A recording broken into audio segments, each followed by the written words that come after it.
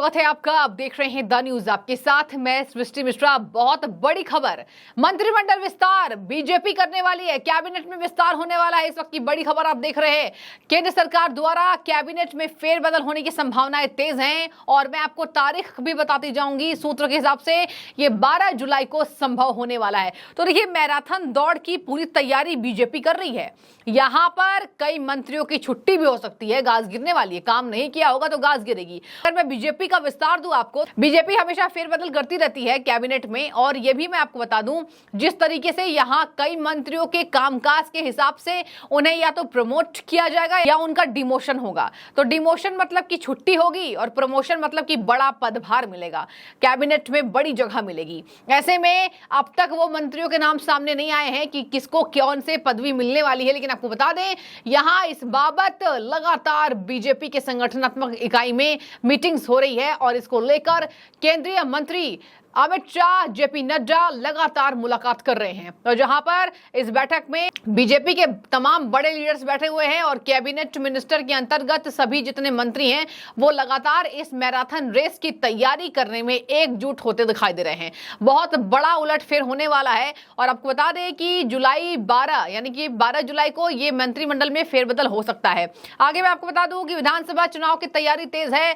लोकसभा चुनाव की तैयारी के मद्देनजर यह किया जा रहा है क्योंकि जरूरत है। गुजरात इकाई को देख लीजिए, गुजरात में जो इस बार बहुमत मिला, कहा जा रहा है कि गुजरात में एक एक मंत्रियों को कामकाज के हिसाब से देखा गया, आंका गया और इसी वजह से गुजरात में इतना शानदार काम हुआ कि भारतीय जनता पार्टी को लोगों ने भर भर के वोट दिया और नतीजे आपके सामने हैं। बहुमत से आया, बहुमत से पार्टी सत्ता में आई गुजरात की। अब कहा जा रहा है कि गुजरात मॉडल पर ही पूरे प्रदेश में तैयारी है, यानी कि समझ जाइए जहां जहां लोकसभा चुनाव होने वाले हैं, छत्तीसगढ़, राजस्थान, इसके साथ आपको बता दें मध्य प्रदेश, तमाम ऐसे जगह है जहां पर इस बार विधानसभा चुनाव होने वाले हैं साल के अंत में और उसके अगले बार लोकसभा चुनाव 24 की तैयारी तेज। अब इन्हें दोनों के मद्देनजर भारतीय जनता पार्टी कमर कस चुकी है। और आपको बता दें कि बीजेपी की तैयारी की बात करें तो बीजेपी की तैयारी अलग दिखाई देती है। आपने ये देखा होगा, ध्यान दिया होगा। और मोदी सरकार की अगर बात कर ले तो आपको बता दें, मोदी सरकार में 5 बार मंत्रिमंडल का विस्तार हो चुका है। देखिए, सबसे पहले 26 मई जब 2014 में प्रधानमंत्री ने प्रधानमंत्री के पद पर शपथ ली थी, तब तक 5 बार मंत्रिमंडल का अब तक विस्तार कर लिया गया है। वो पहली बार किया गया था, उसके बाद अब तक अगर कुल मिला के संख्या देखी जाए तो कुल मिलाकर फेरबदल 5 बार हो चुका है। और इन्हीं खबरों के बीच आपको एक खबर में बताती जाऊं, निर्मला सीतारमण वित्त मंत्री जो है अभी फिलहाल भारत की, वो इस खबर को लेकर यानी फेरबदल को लेकर, मंत्रिमंडल में विस्तार को लेकर उन्होंने राष्ट्रपति द्रौपदी मुर्मू से मुलाकात की और ये संगठन में किस तरीके से बदलाव हो उसके मद्देनजर हुआ है। राष्ट्रपति से भी मंजूरी ले ली गई है और आपको बता दें कि कहा जा रहा है राष्ट्रपति भवन में दोनों की मुलाकात हुई है और इस बैठक की तस्वीर को ट्वीट करके सार्वजनिक किया गया है। अब चलिए थोड़ी चर्चा कर लेते हैं कि कौन कौन से वो इकाई है जहां प्रधानमंत्री नरेंद्र मोदी की पूरी कैबिनेट और पूरा संगठन ये चाहता है कि वहां पर तैयारी तेज हो। सबसे पहले ले लीजिए राजस्थान में भारतीय जनता पार्टी थोड़ी अलग तैयारी करती दिखाई दे रही है क्योंकि राजस्थान को जितना जरूरी है कांग्रेस में, वहां पर विपक्ष को तगड़ा झटका इसलिए भी लग सकता है, कवायद तेज है क्योंकि वहां पर अंतरकलह की समस्या सामने आ रही है। आगे मैं आपको बता दूं, राजस्थान के अलावा मध्य प्रदेश में भी चुनाव होने वाले हैं। वहां शिवराज सिंह चौहान ने कमर कस ली है। आपने हाल में ही वो तस्वीरें देखी होंगी, किस तरीके से पेशाब कांड जो वायरल हुआ उस पर मामा ने एक्शन लिया। मामा मतलब शिवराज सिंह चौहान, मुख्यमंत्री एमपी के, उन्होंने एक्शन लिया। तो देखिए, अलग अलग राज्य में दृष्टि डाले तो यहां देखा जा रहा है बीजेपी की तैयारी जनता के हित में हो रही है। और इस तरीके से यह भी कहा जा रहा है राजस्थान में कि अगर बीजेपी की सरकार आती है तो कहीं ना कहीं किसानों को फायदा मिलेगा और पेट्रोल के दाम वहां पर कम हो जाएंगे और किसानों को अन्नदाता नहीं ऊर्जादाता बनाया जाएगा। यह कहा है जेपी नड्डा ने, जिस तरीके से जेपी नड्डा का भाषण हुआ था। और देखिए, इसी तरीके से लगातार किसानों के हित की बात की जा रही थी और किसानों के हित में ही ये एक्शन लिया जाएगा अगर बीजेपी की सरकार वहां आ जाती है तो।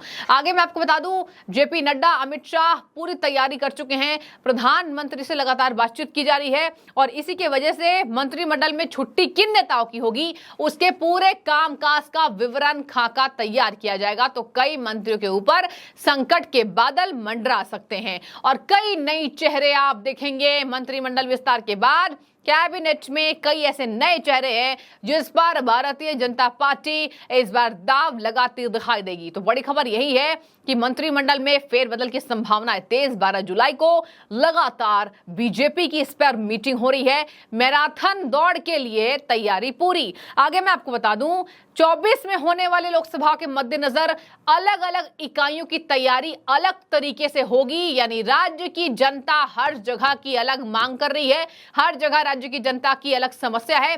उसी आधार पर कैबिनेट में उन मंत्रियों को जगह दी जाएगी जिसका दमखम उन राज्यों में हो। तो देखिए, यहां पर फेरबदल में भी अलग तैयारी बीजेपी की देखने को मिल रही है। जहां आपको बता दें कि इसी मद्देनजर भाजपा के राष्ट्रीय अध्यक्ष जेपी नड्डा, गृह मंत्री अमित शाह और पार्टी के राष्ट्रीय संगठन महासचिव बीएल संतोष ने भाजपा मुख्यालय में देखा गया, इन लोगों ने मीटिंग की और लगातार केंद्रीय कार्यालय में मीटिंग हो रही है। आगे मैं आपको बता दूं कि 5 बार यहां मंत्रिमंडल का विस्तार हो चुका है, जहां पर अगर मैं विस्तार से आपको बताऊं तो कहा जा रहा है कि यह पहली बार नहीं होगा जब भाजपा अपनी तरीके से तैयारी करती दिखाई देगी। 9 नवंबर 2014 को मंत्रिमंडल का पहला विस्तार किया गया, जिसमें 21 नेताओं को मंत्री बनाया गया। इसके बाद मोदी सरकार ने 5 जुलाई 2016 में 19 नए चेहरे को कैबिनेट में शामिल किया। फिर 2017, फिर 2019 में कैबिनेट का विस्तार किया जाएगा। हाल ही में 18 मई को भी कैबिनेट में बदलाव देखने को मिलेगा। तो देखिए, लोकसभा की तैयारी पूरी है। और मैं आगे आपको बता दूं, कर्नाटक में भी बीजेपी लगातार कांग्रेस के दावों को जो खोखली है वो दिखा रही है और कह रही है कि कर्नाटक में कांग्रेस पार्टी आ तो गई, लेकिन कांग्रेस ने बेड़ा गर्क कर दिया। 5 चुनावी मांगों को लेकर कांग्रेस पार्टी वहां बहुमत से आई और इसमें कोई संदेह नहीं है कि बीजेपी को वहां पर करारी हार का सामना करना पड़ा। अब राजस्थान का मामला अलग है, कर्नाटक का मामला अलग है। कर्नाटक में लगातार बीजेपी प्रोटेस्ट कर रही है, धरना दे रही है, वहां जेडीएस मिल चुकी है। बिहार की बात कर ले दर्शकों, तो यहाँ नीतीश कुमार को तगड़ा झटका दिखाई दे रहा है। कहा जा रहा है कि नीतीश कुमार कहीं ना कहीं एनडीए में शामिल हो सकते हैं, क्योंकि नीतीश कुमार का रवैया कुछ अलग है।